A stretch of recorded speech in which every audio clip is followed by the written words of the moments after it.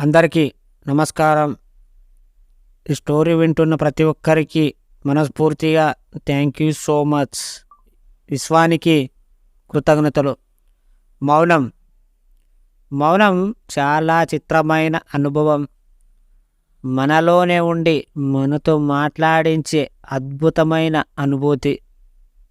ఎందుకో మౌనంగా ఉంటేనే ఎక్కువగా మాట్లాడాలనిపిస్తుంది. అందుకే మౌనవ్రతం అన్నారు. భాష లేని భావం అంతర్లీనంగా పలుకుతూ ఉంటే వినసొంపుగా కొత్త అనుభూతి మిమ్మల్ని మాట్లాడకుండా ఉండనీదు. మౌనం ద్వారా అంతర్లీనమైనప్పుడు ఎవరో లోపల తచ్చాడుతున్న భావన నండూరి వారినట్లు గుండె గొంతుకలలోన కోట్లాడుతుంది. నా ఎంకి అన్నట్లు తెలియని ఏదో భావన తన్మయత్వం చెందినప్పుడే అర్థమవుతుంది. త్యాగయ్య నాద బ్రహ్మపాసన అక్కడ నుండి మొదలైంది. మౌనం యోగుల హృదయాలను సైతం కదిలించి ఎన్నో విశ్వశక్తులను కైవసం చేసింది. ఆ మౌనంలోనే నీవన్నది గ్రహించి లోతుగా తరచి చూసినప్పుడు నీవేంటో అర్థమవుతుంది. మౌనం అందరి హృదయాంతరాలను తట్టి లేపే అద్భుత ప్రక్రియ. మౌనం నుండే అంతరంగిక శబ్దం నాదం మొదలవుతుంది.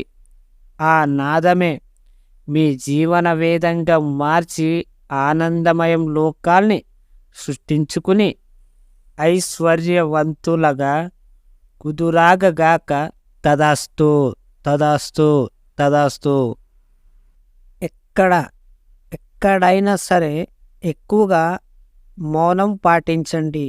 మౌనంలో ఉంటే ధ్యానం చేసినట్టు. ఇది గుర్తుపెట్టుకోండి.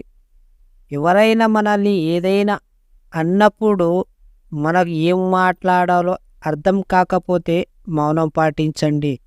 ఒక మాట అనేటప్పుడు 10 సార్లు అనండి. మీకు ఎలా మాట్లాడాలో అర్థం కాకపోతే మౌనంగా పాటించండి.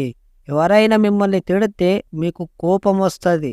అప్పుడే మనము మౌనం పాటించాలి. ఎందుకంటే మౌనంలో ఉండే గొప్పతనం మీరెక్కడ కూడా తగ్గేదలే, పైకి వెళుతారు.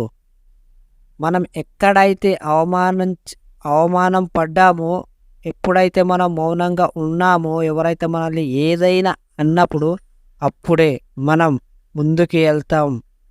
మీరు ఎవరైనా మిమ్మల్ని ఏదైనా అన్నప్పుడు, మీరు వాళ్ళని ఏదైనా అన్నప్పుడు వాళ్ళలాగే మీరు కూడా మౌనం పాటించకుండా మాట్లాడుతుంటే, గొడవలు పడుతుంటే మీ లక్ష్యం చేరుకోలేరు.